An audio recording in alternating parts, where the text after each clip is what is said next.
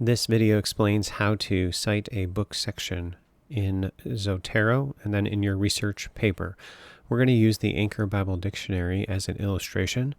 You would import the source through the ISBN.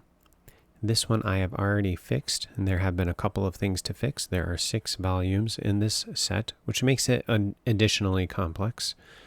First, you would duplicate the item.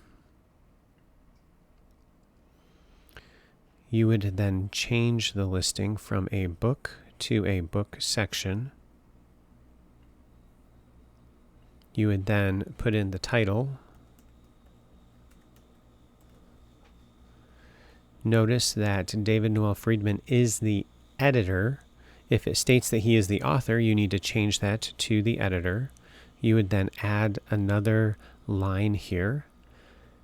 The author, you would then want to add the author's name, and I am not sure who the author actually is here. I'm just going to use Eugene Merrill as an illustration. So you have an editor and an author, and then you would need to include the page numbers. This is a multi-volume work. You would need to know what volume it is in.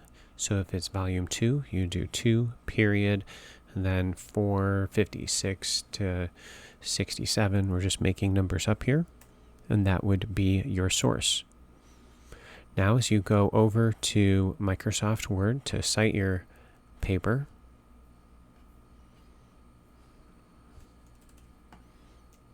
we're going to go ahead and cite our source.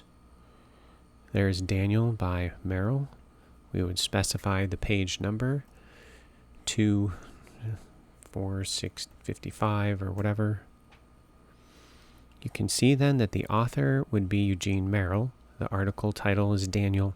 In this Bible dictionary, the editor, which contains 6 volumes, by this press.